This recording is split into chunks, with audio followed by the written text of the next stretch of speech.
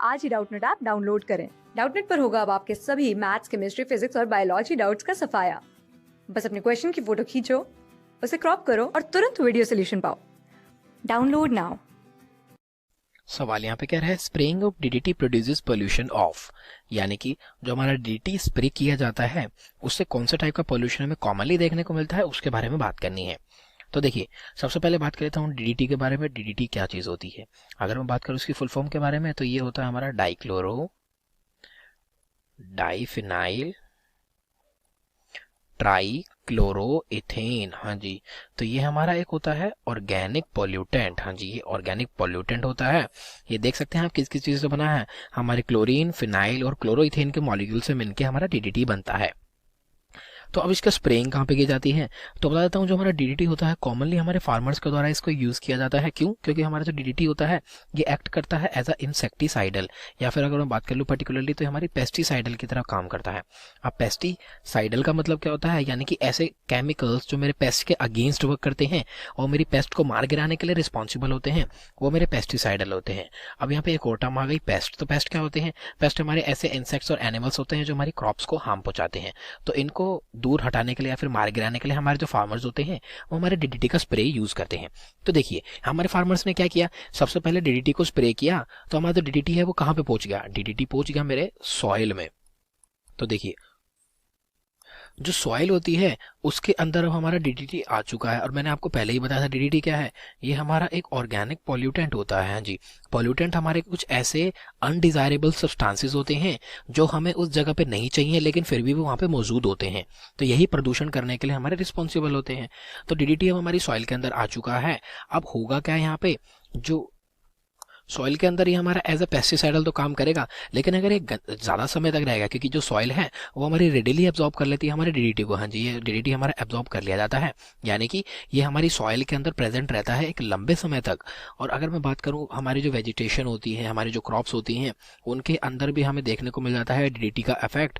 और इस प्रकार से हमारी वेजिटेशन कई बार क्या होती है, कई बार हमारी जो वेजिटेशन है, सॉइल का जो पीएच है वो चेंज हो जाता है। किस प्रकार से चेंज हो जाता है? जो डीडीटी है वो एक तरीके का टॉक्सिक कंपाउंड होता है। हाँ जी, टॉक्सिक कंपाउंड होता है। तो इस वजह से हल्का सा हमारे जो सॉइल है उसके अंदर पीएच चेंजेस देखने को मिलते हैं।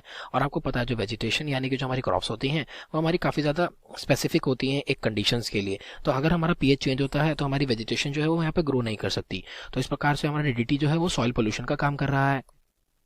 तो अब देखिए, अब होगा क्या, जो मेरी सॉइल है उसके अंदर है डीडीटी।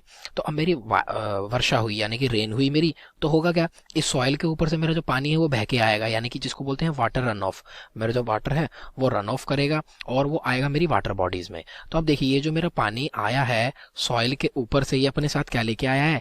ये अपने साथ लेके आया है डीडीटी, जो कि एक ऑर्गेनिक पॉल्यूटेंट है।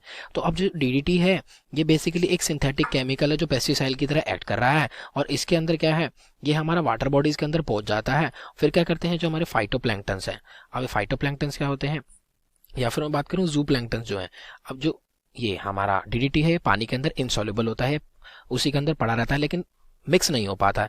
जू प्लैंक्टन्स हमारे पानी के ऊपर फीड करते हैं, तो ये जो डीडीटी है हमारे जू प्लैंक्टन्स के अंदर चला जाता है। जू प्लैंक्टन्स हमारे सबसे ज्यादा छोटे ऑर्गेनिज्म होते हैं जो पानी के अंदर देखने को मिलते हैं। बड़े साइज के भी होते हैं लेकिन बेसिकली ये इनका साइज जो है स्मॉलर रहता है। तो जू प्लैंक्टन्स के अंदर हमारा डीडीटी आ गया। जू प्लैंक्टन्स को खाती हैं हमारी स्मॉल फिशेज को खाती हैं हमारी लार्ज फिशेज, और फिर इसको खाती हैं हमारी जो ईगल्स होती हैं या फिर जो वल्चर्स होती हैं, वो इनको हंट करती हैं। तो अब देखिए, जो जूप्लैंक्टन्स के अंदर डीडीटी था वो हमारे स्मॉल फिश के अंदर आ जाएगा, लेकिन स्मॉल फिश एक जूप्लैंक्टन तो खाएगी नहीं, वो कई सारे खाएगी। तो यहाँ पे क्या है, फॉर एग्जांपल अगर 0.03 ppm है मेरी डीडीटी की कंसंट्रेशन, तो स्मॉल फिशेज में आके ये 0.5 ppm हो जाएगी। और फिर इसी प्रकार से लार्ज वाली जो फिश है वो भी मेरे कई सारे स्मॉल फिशेज को खाएगी। तो इसके अंदर क्या है, इसके अंदर बढ़ जाएगी इसकी ppm, तो ये फॉर एग्जाम्पल 1 ppm हो गया। और फिर वल्चर जो है या फिर ईगल है वो हमारी लार्ज फिश के ऊपर फीड करेगी। तो अब देखिए, हर एक जैसे जैसे ट्रॉफिक लेवल बढ़ रहा है, मेरे जो इस पॉल्यूटेंट की कंसंट्रेशन है वो लिविंग ऑर्गेनिज्म के अंदर बढ़ती जा रही है। ये जो लिविंग ऑर्गेनिज्म के अंदर डीडीटी की कंसंट्रेशन है काफी ज्यादा हानिकारक हो सकती है, कई सारे डिजीज कॉज करने के लिए रिस्पॉन्सिबल हो सकती है।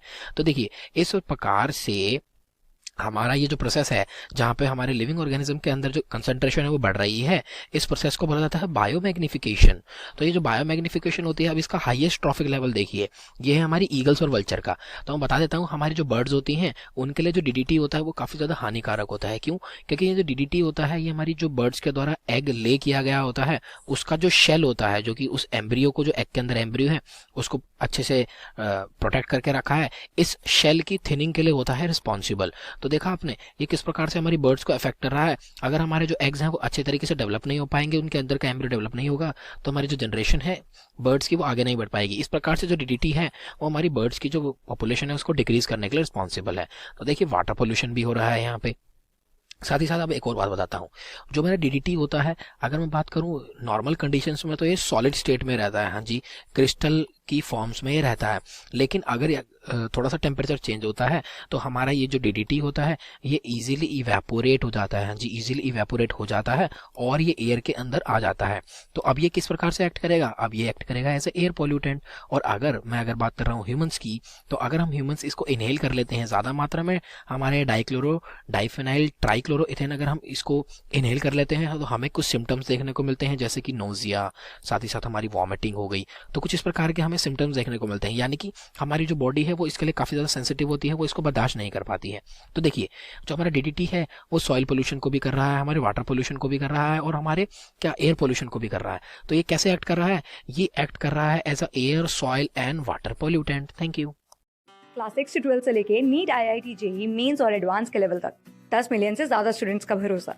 आज ही डाउनलोड करें डाउटनेट ऐप या व्हाट्सएप कीजिए अपने डाउट्स 8400 400 400 पर।